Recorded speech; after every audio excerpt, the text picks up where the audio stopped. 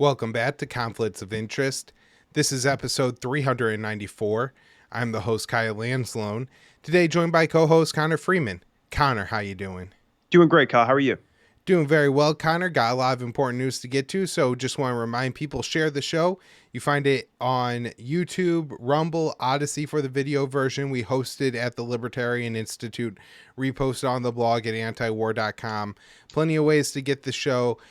Just if you're a new listener, subscribe. If you're a longtime listener, like the show, please put this episode out there on your favorite social media or recommend it to someone. We're trying to, get some new listeners all the time, and that really is something that helps. And with that, Connor, let's get into the news today. Big story. Kind of interesting story, I guess. New York Times claims pro-Ukrainian group lightly carried out Nord Stream sabotage. The New York Times reported Tuesday that U.S. officials are claiming the Nord Stream bombings were carried out by a pro-Ukrainian group and dismissed reporting from investigative journalist Seymour Hersh that said the Biden administration ordered the sabotage. The U.S. officials who spoke on the condition of anonymity told the Times that said that they based their assessment on new intelligence but offered very little detail about their claims. The report said that the officials declined to disclose the nature of the intelligence, how it was obtained, or any details at the strength of the evidence it contains. And so basically this is just an assertion. They're not even saying how confident they are in this. They're just throwing it out there. They have said that they have no firm conclusions about it. And kind of we'll get into it, but it's interesting because in the 6 months since the Nord Stream bombings have happened, there's been very little, the Western governments have essentially, at least what they've put out, has been that we don't have enough evidence to make a conclusion about it. So the official said that there was no evidence tying Ukrainian President Zelensky or any of his top advisors to the pipeline bombings. They also said they didn't know much about the unnamed group, suggesting only that they are opponents of Putin and likely Ukrainian or Russian nationalists. So this, sounds very much more like a boogeyman story than an actual report. The Times briefly mentioned Hersh's report only to say U.S. officials deny that there was a U.S. role. The Times report reads, U.S. officials say Mr. Biden and his top aides did not authorize a mission to destroy the Nord Stream pipelines, and they say there was no U.S. involvement. Hersh's report said that the U.S. Navy divers planted explosions on the Nord Stream pipelines in June 2022 under cover of NATO exercises in the Baltic Sea. It said the operation was carried out with the cooperation of Norway, and a Norwegian spy plane detonated the explosives by dropping a sonar buoy in late September 2022. U.S. officials told the Times that it appeared the explosives were probably planted on the pipeline by experienced divers, but claimed they did not appear to be working for military or intelligence services, although they added it was possible perpetrators received specialized government training in the past. And so, Connor, this is an incredibly complicated, no matter how this went down, it's incredibly complicated to plant hundreds of pounds of bombs, enough to blow a hole in a pipeline, 3 pipelines actually. So this is a really complicated thing to do. Of course, there's sensors on the pipelines to detect this sort of sabotage, and they're asserting that, that this was done by a non-governmental group. Seems very questionable, where this group would have received thousands of pounds of explosives, how they would have loaded all those explosives onto what kind of vessel, and how that vessel wasn't detected are all very strange. A German newspaper also published a report on the pipeline sabotage on Tuesday that claimed German investigators believe it was carried out by 6 people using a yacht rented in Poland that is owned by 2 Ukrainians. This, just seems absurd. Seymour Hersh was able to put together a very convincing article by using a lot of details about how this was done, and what the New York Times has put forward here is just unevidenced assertions made by unnamed officials. I find it very unconvincing. Next up is an article I wrote for the Libertarian Institute. American guided bombs are operational in Ukraine. The Department of Defense confirmed that advanced bombs are operational in Ukraine. The Joint Direct Attack Munitions Extended Range, JDAM-ER, can hit targets 50 miles away. The Pentagon confirmed confirmation comes after President Joe Biden ordered the Pentagon to transfer the precision-guided munitions to Kiev in December.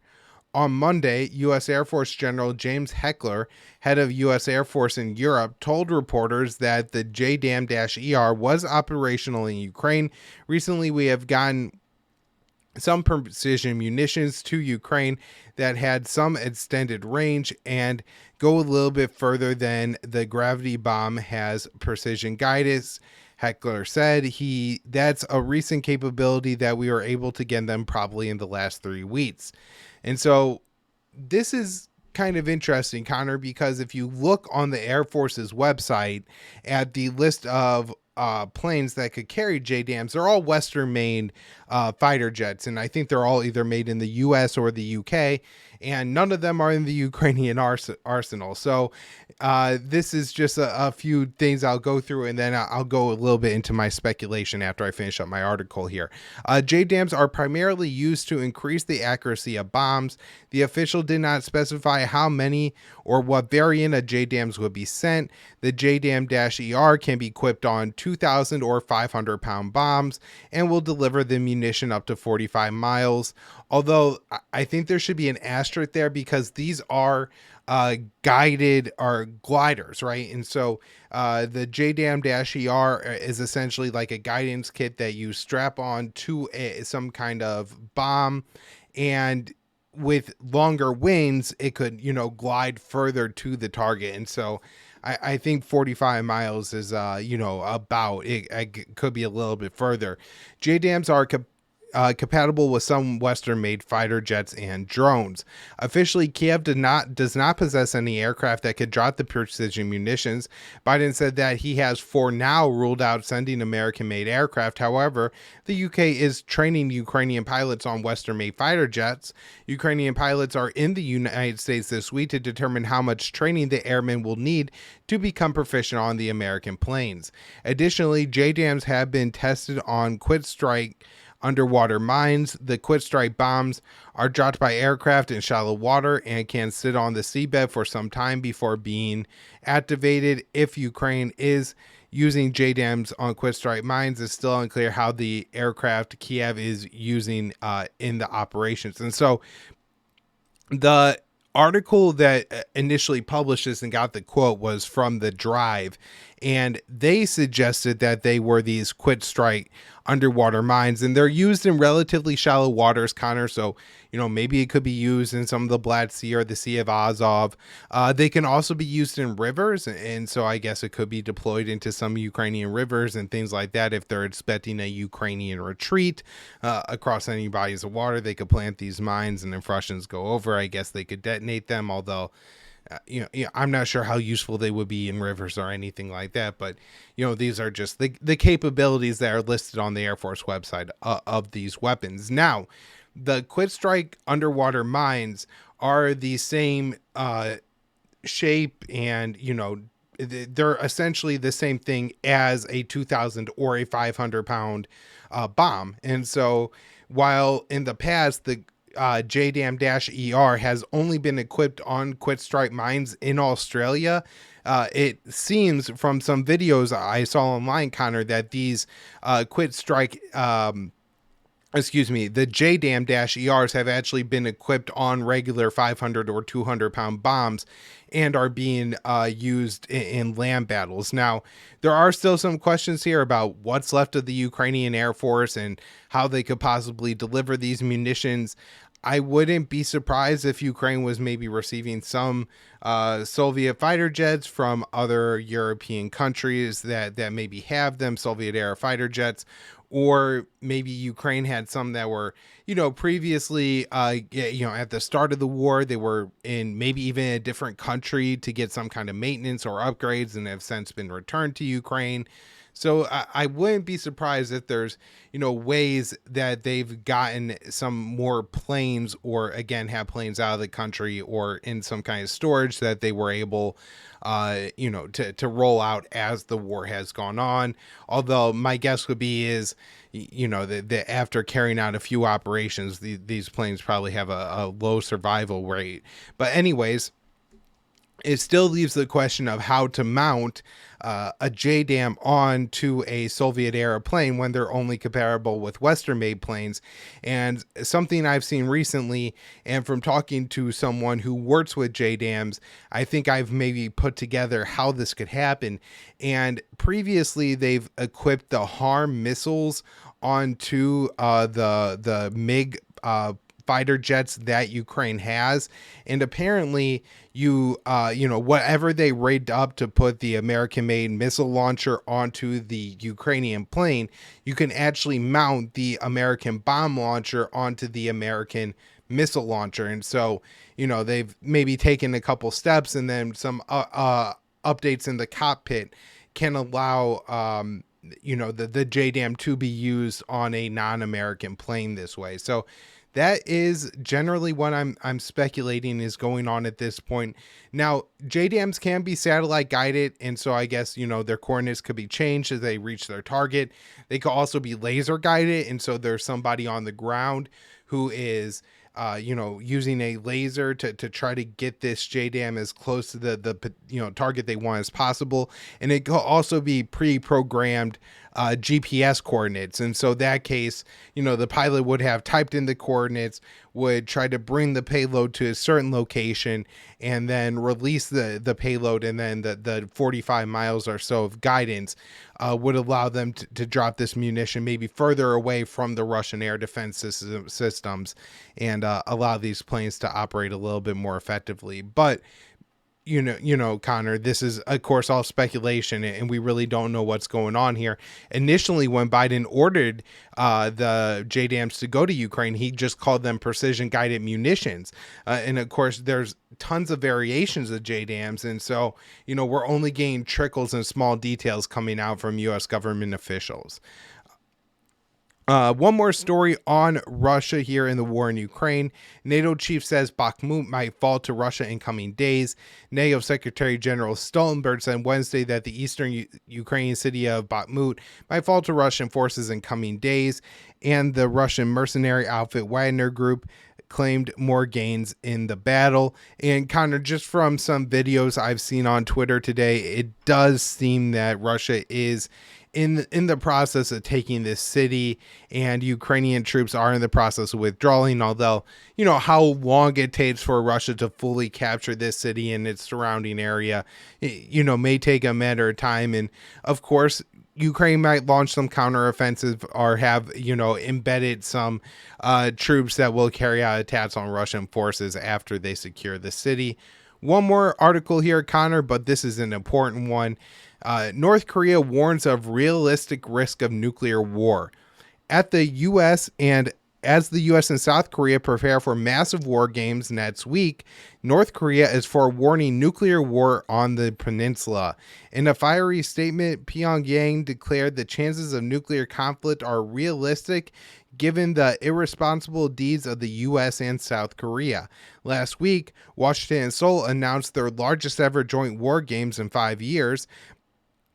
Running from March 13th to the 23rd, the Full Eagle military drills will see American strategic assets deployed to the Korean Peninsula, as well as Reaper drones for the first time. Last month, Pyongyang warned if Washington and Seoul resume their annual springtime war games, the North Korea would turn the Pacific Ocean into a firing range. In 2018, the U.S. and South Korea elected to cancel the Full Eagle military drills to promote diplomacy with North Korea, and they haven't held them since. The same is true of the the autumn war games that the U.S. and South Korea carry out every year. They were restarted for the first time in 5 years this past year. So on Monday, the North Korean Foreign Ministry issued a statement in response to the joint war games, blasting Washington and Seoul for increasing the chance of nuclear war. The danger of a nuclear war on the Korean Peninsula is turning from an imaginary stage to a realistic one due to the irresponsible deeds of the U.S. and South Korea, keen on bellicose armed demonstrations. It said, though the Pentagon claims full eagle is defensive, Pyongyang views the war games as preparation for an attack on North Korea. The military operation clearly shows that the U.S. scheme to use nuclear weapons against the DPRK is being carried out in the same footing as an actual war, the foreign ministry said. Kim Yo-jong, the sister of Supreme Leader Kim Jong-un, said the war games would force Pyongyang to respond. The demonstrative military moves and all sorts of rhetoric by the U.S. and South Korea, which so extremely frantic as not to be overlooked, undoubtedly provide North Korea with conditions for being forced to do something to cope with them, she said. So basically she's saying, the government is going to be forced to respond if the U.S. carries out these war games. Additionally, Kim warned Washington and Seoul that shooting down any missiles fired by Pyongyang, saying that such would be a declaration of war. I have no clue as to why she said that. I'm not sure if that's something that the U.S. and Japan or the South Korea have floated. Of course, if they fire a missile over Japanese airspace, as they did last year and have done in the past, I think that would be a little bit of a different scenario, and I would be surprised if North Korea would, see that as a declaration of war. But maybe they just mean, if they're trying to test a weapon, the U.S. tries to take it out. That's going into the Pacific Ocean. I'm not sure, but that was, I thought, worth noting. And then in a separate statement by the spokesperson for the General Staff of the Korean People's Army, that's the North Korean Army, Pyongyang claimed artillery drills in South Korea are further aggravating tensions. On the morning of March 7th, the enemy fired more than 30 artillery shells.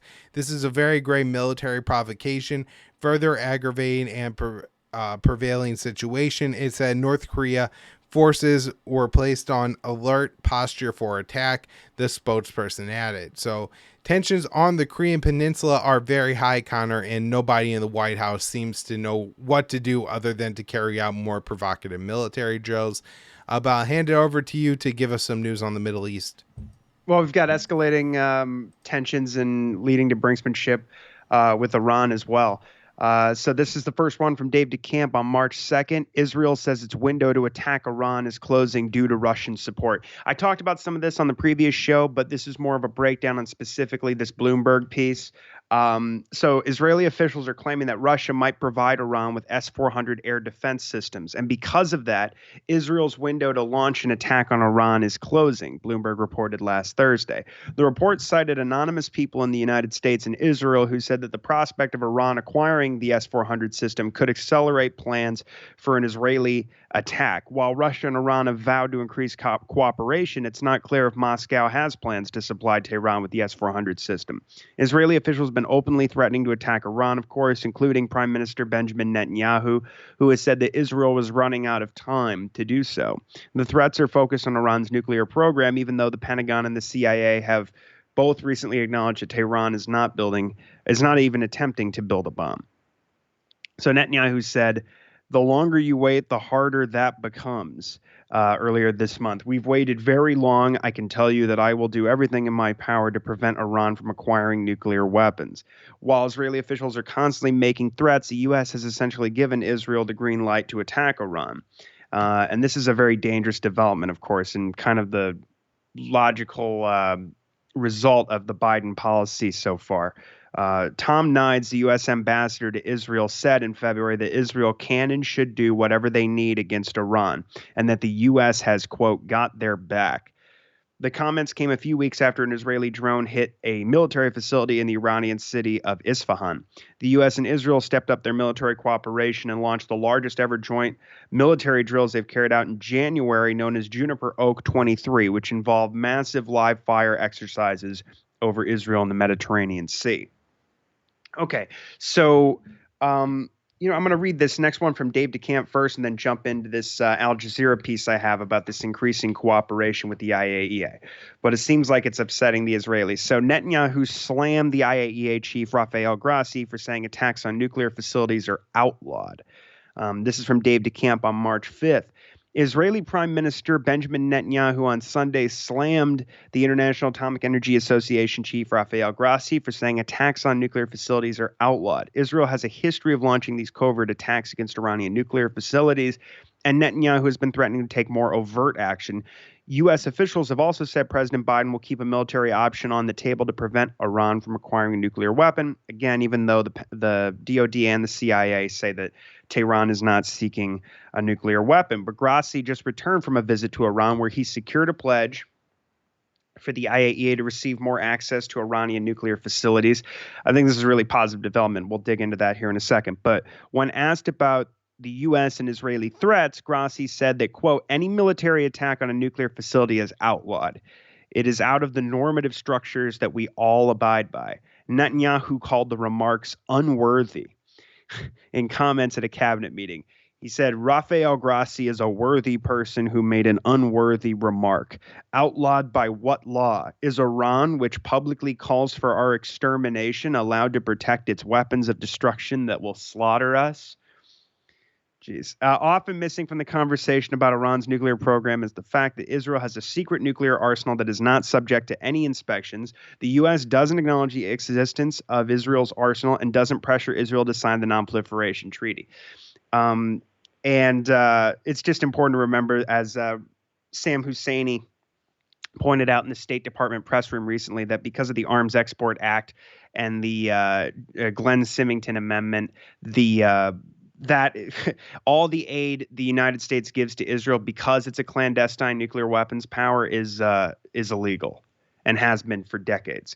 Netanyahu's threats against Iran have increased in recent weeks, and the U.S. has made clear it has Israel's back. Okay, and again, Dave's just reaffirming this policy laid out by Tom Nides, which has not been walked back one iota by the White House. So we can assume that that is the actual policy of the Biden administration.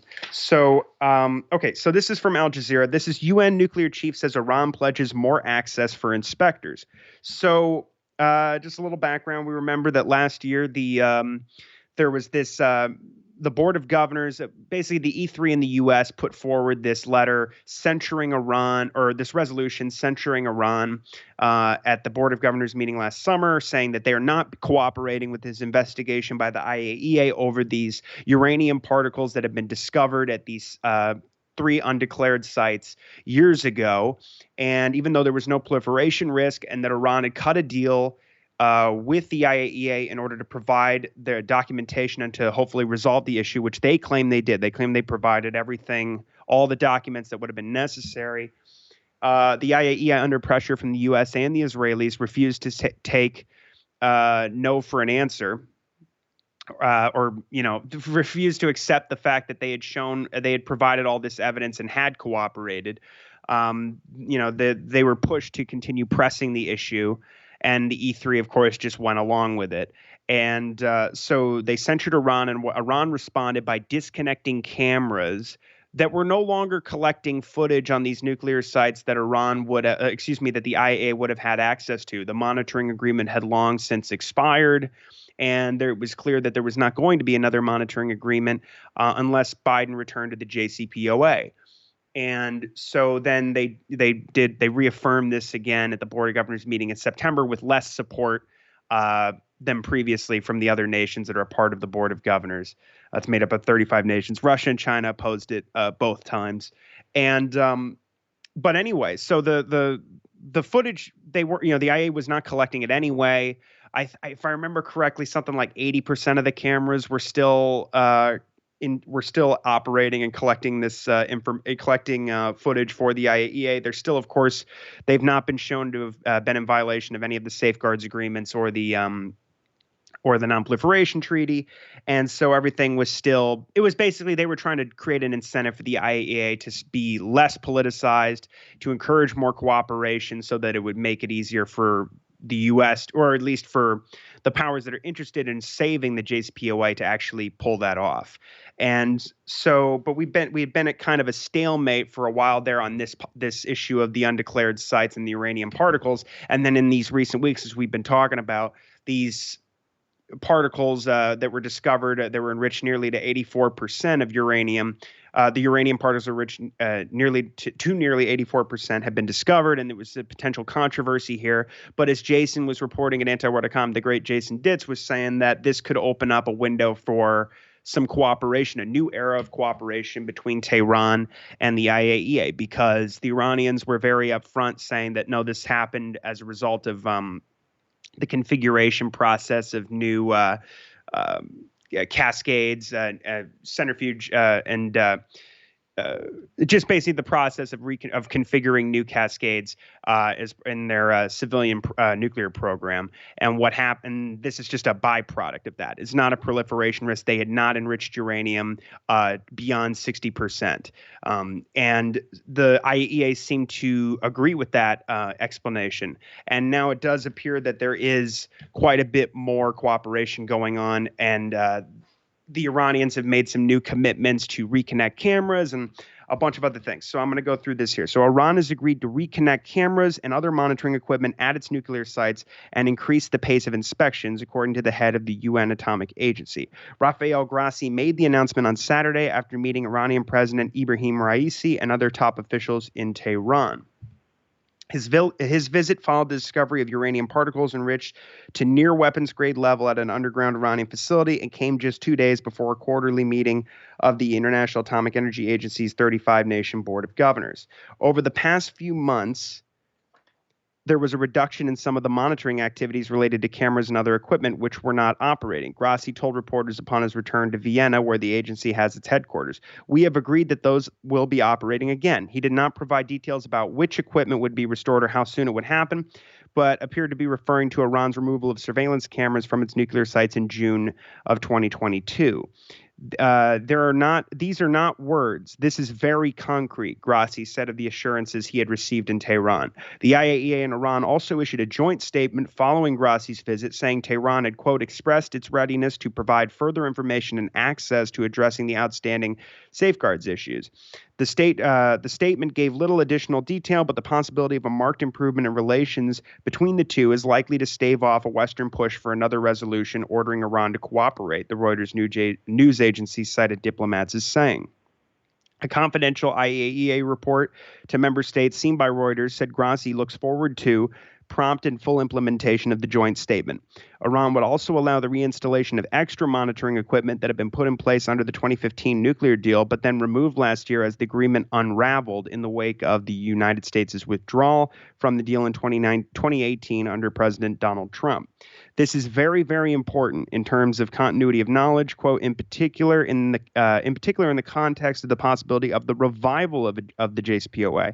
Grossi said, referring to the Iran nuclear deal. Follow-up talks in Iran between the IAEA and Iranian officials aimed at hammering out the details would happen very, very soon, Grossi said. The IAEA chief arrived in Iran on Friday with talks deadlocked on reviving the 2015 pact between Iran and world powers, and a confidential IAEA report earlier this week said uranium particles enriched up to 83.7%, just less than the 90% needed to produce an atomic bomb, had been detected at Iran's underground Fordow plant, 62 miles south of Tehran. Grossi told reporters that the IAEA needed to further inspect the facility and that Iran had agreed to 50% more inspections there.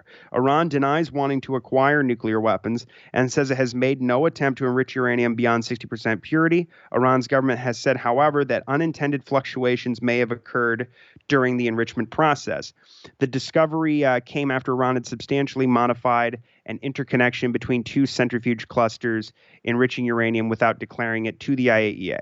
Al Jazeera's Dorsa Jabari, reporting from Tehran, said Grossi's visit and Iranian pledges to allow inspections at the Fordow nuclear site, as well as access to its senior officials, have raised hopes of resolving a years-long deadlock. It seems to be a step in the right direction we see being taken by Iranian officials to increase their cooperation with the agency and to move forward and get away from this impasse that they've had with the agency over the past the past nearly 2 years, she said.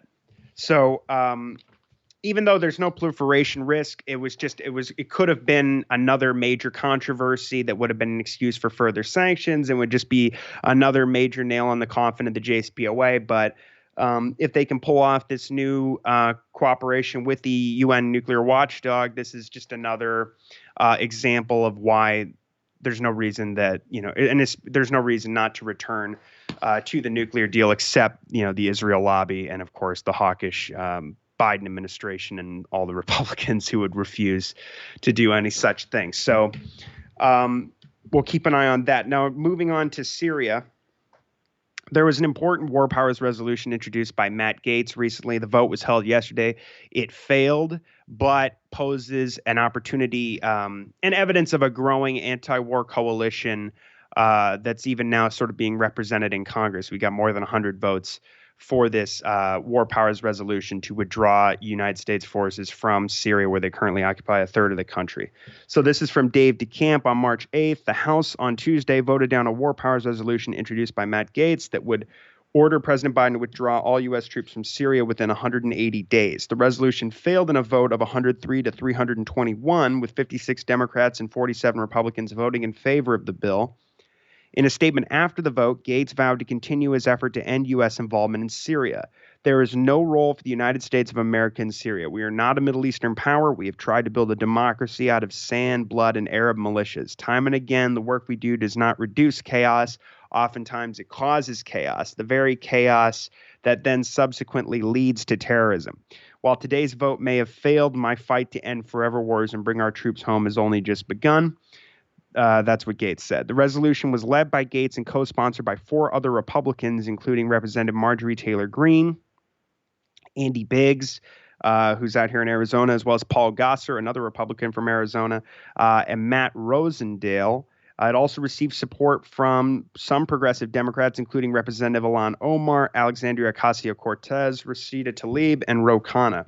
The Congressional Progressive Caucus was circulating a message to its 100 members in the House to support the bill, but the vote shows that the majority of Congress still supports the U.S. occupation of eastern Syria, where there are currently 900 U.S. troops deployed. And Congress just voted overwhelmingly. I believe there were only 2 no votes, and it was Thomas Massie and Marjorie Taylor Greene they reaffirmed their support for the crippling sanctions on Syria that are the Caesar Act sanctions that specifically target the construction and engineering sectors to prevent them from rebuilding after years and years of war, where 500,000 people were killed and hundreds of billions of dollars of damage has been done. And of course, 90% of the population, according to the UN experts, the Special Rapporteur, Alina Duham, the Special Rapporteur for Unilateral Coercive Measures, the effects of sanctions, says that she traveled to Syria and said that 90% of the people in Syria are living below the poverty line, and that nearly 12 million Syrians are facing acute food insecurity. And they have limited access to water, electricity, food, medicine, medical equipment, transportation. It's just absolutely, the country has just been devastated. And Antony Blinken's whole policy, as he made clear, fall of 2021, is that they're absolutely opposed to Syria being able to rebuild unless there is regime change. And that's where Gaetz gets this wrong. I mean, that was the PR that they supported democracy and that Assad must step down and all this and the moderate rebels, but there was no real option for who would take over Damascus in the context of that dirty war, except for the Al-Nusra Front or even ISIS. When all they wanted was just to get rid of Assad. And since that hasn't happened, they're launching an economic war that's horribly devastating, but this is just a continuation of that war, just crushing those people until which there won't be, but that is the official policy. And now the U.S. insists its presence in Syria is about fighting ISIS remnants, But as Dave says, it's also part of the economic campaign against Damascus. By backing the Kurdish-led SDF in eastern Syria, the U.S. controls about 1/3 of the country, an area where most of Syria's oil fields are located. Chairman of the Joint Chiefs of Staff, General Mark Milley, made a rare visit to Syria over the weekend and said continuing the fight against ISIS was worth staying in the country. But the Syrian government, its allies, and other countries in the region are sworn enemies of ISIS.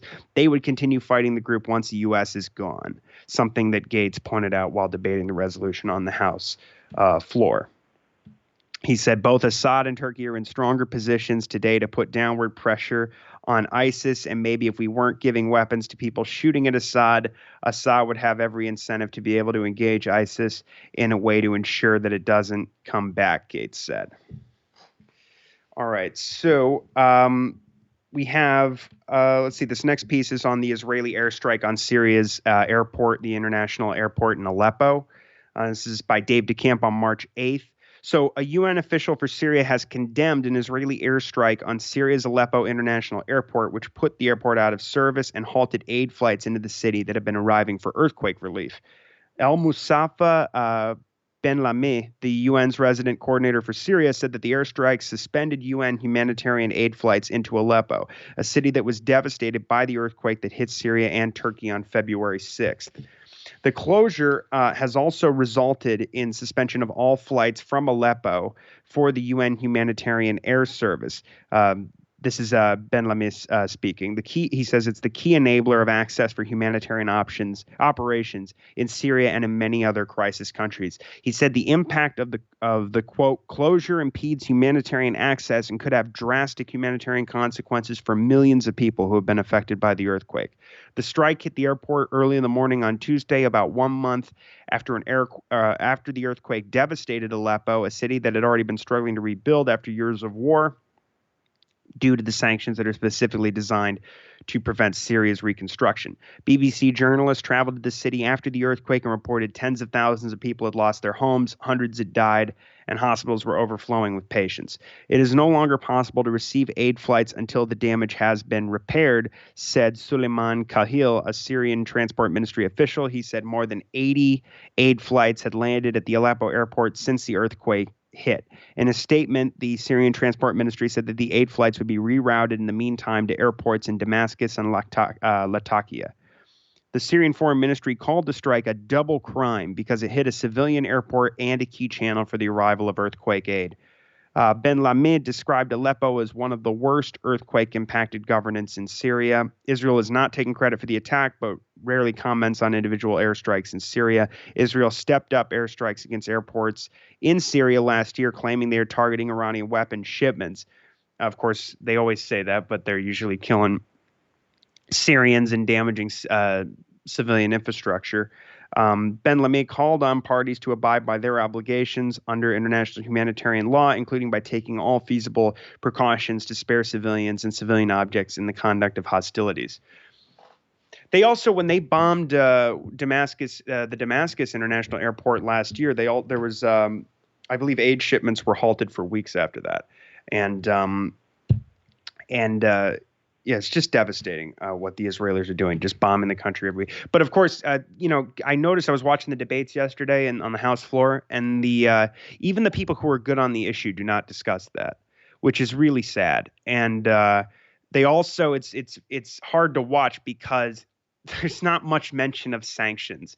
In fact, who did come out against the sanctions, or at least somewhat, was the former ambassador to Syria during the Obama administration, Robert Ford, who was very pro-intervention in Syria, but now he's saying, look, it's disingenuous for the people who support the sanctions to say it's not hurting ordinary people there and devastating them.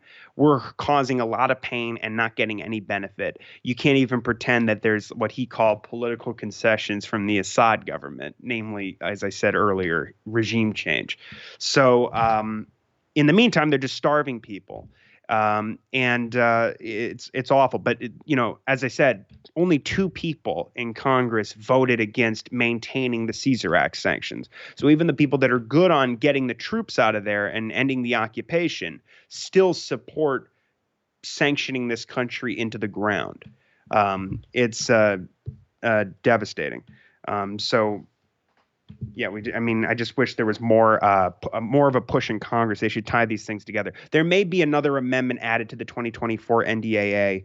I think it was Jamal Bowman, the representative from New York, tried to add to the 2023 NDAA, but it was voted down. But that had got more votes for it than this resolution.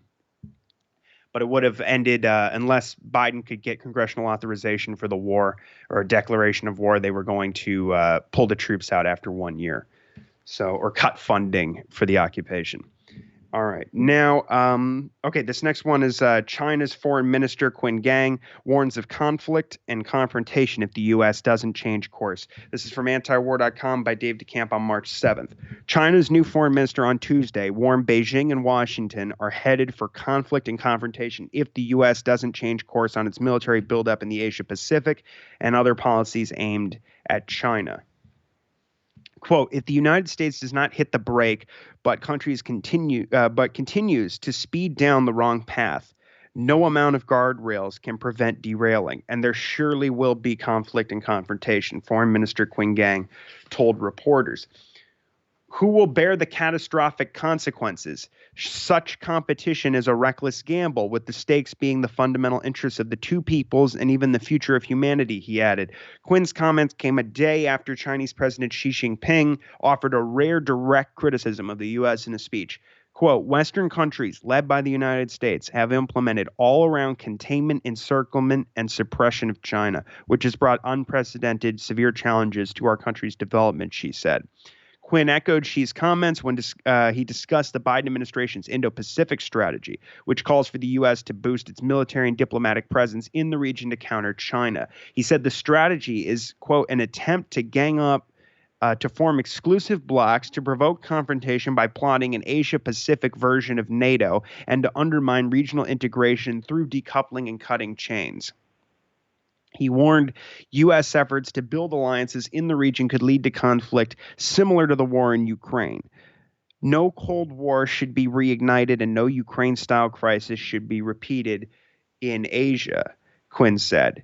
In his new post, Quinn is junior to Wang Yi, the Communist Party's top foreign policy official, Secretary of State Antony Blinken's counterpart.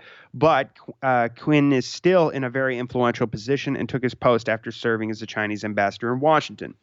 During his time in the U.S., Quinn also warned of conflict between the U.S. and China due to the U.S. taking steps to increase cooperation with Taiwan. But he also brought a message of good relations and stressed on Tuesday again that Beijing wants to get on a better track with Washington. He said, quote, China will continue to follow the principles put forth by President Xi Jinping, namely mutual respect, peaceful coexistence, and win-win cooperation to pursue a sound and stable relationship with the United States. We hope the U.S. government will listen to the calls of the two peoples, Quinn said.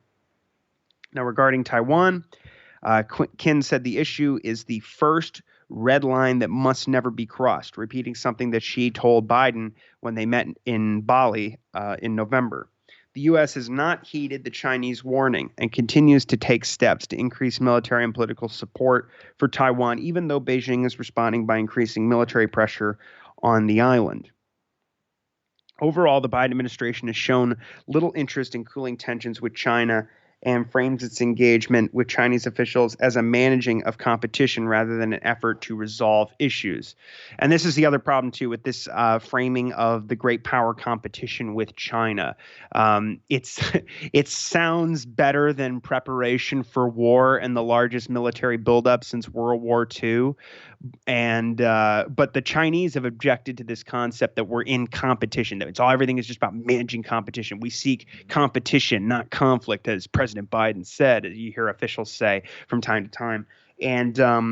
But then you look at the secretaries of the different branches of the military, and they're all talking about how we're preparing for war with China. And not only that, we're preparing to win that war. And the policy is preparing for war. It's leading to war. I mean, they're out publicly saying we're sending 100 to 200 troops to Taiwan. which China views as just a breakaway province. It's part of China. They're preparing the Taiwanese forces for war with China, trying to turn the island into an arms depot, so that if it's put under blockade, there's already all these weapons there that can be used against China. Talking about how they're going to implement all these sanctions on China if China is revealed to be providing weapons to Moscow for the war in Ukraine, even though there's no evidence, and we keep hearing from officials, even American officials, that they don't have any evidence that that China is considering doing that. And but Taiwan is sending like 500 troops to the United States again to train for more and more unprecedented cooperation, billions of dollars in military aid. And of course, they're stepping up these. We just had another congressional delegation led by Ro Khanna, who may be good on issues like Syria and Yemen, but he's terrible when it comes to Russia and China and the new Cold War policies. And this is just another example of the bipartisanship and all of that, because we had Nancy Pelosi go over, and her provocative visit led to the largest military exercises China's ever held around the island, firing missiles over the island, and as I said, simulating a blockade. But now we have Tsai Ing-wen, the president of Taiwan, is going to be visiting California to meet with Kevin McCarthy, the ultra hawkish, chair of the House Speaker. And so this is from Dave DeCamp at antiwar.com on March 8th. China expresses grave concern over Taiwan's president's plans to visit U.S. The Chinese Foreign Ministry on Wednesday said that it was gravely concerned over reports that Taiwanese President Tsai Ing-wen plans to visit the U.S. and meet with House Speaker Kevin McCarthy in California. We are gravely concerned over this and have made serious demarches to the U.S. side demanding clarification, Foreign Ministry spokesman Mao Ning told reporters. She added that Beijing, quote, firmly opposes any form of official interaction between the U.S. and the Taiwan region, firmly opposes any visit by Taiwan independent separatist leaders to the U.S. in any name under whatever pretext, and firmly opposes the U.S. having any form of contact with Taiwan independent separatist elements. According to the Financial Times, Tsai is planning to visit the U.S. in April, and Taiwanese officials convinced McCarthy to meet her there instead of traveling to Taiwan over fears of provoking a major Chinese response. When then House Speaker Nancy Pelosi visited Taiwan last August, of course, as I said, China launched its largest ever military exercises around the island. Tsai last made this trip to the U.S. in 2019, and Beijing's response was said to be muted at the time, but tensions between the U.S. and China, specifically over Taiwan, have significantly increased since then.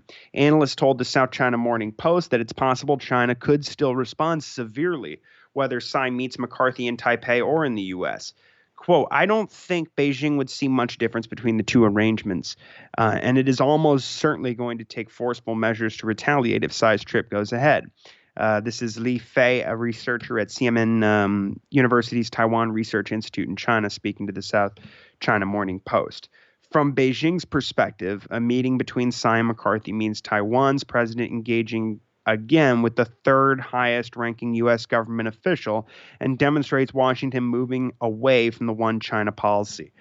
The meeting will likely be less provocative in China's eyes if it's held in California as opposed to Washington. But again, it's sort of like, when there's these debates about, in Congress about whether or not the military aid, which we've never done anything like this before, financing all these arms sales to Taiwan, should be given to Taipei in the form of loans or grants. And there's a debate about this because of, if it's grants, then there has to be budget cuts over here in the State Department budget. And there's this kind of, it's almost semantics at some point, because China's perception of the policy is really no different, whether or not it's in loans or grants.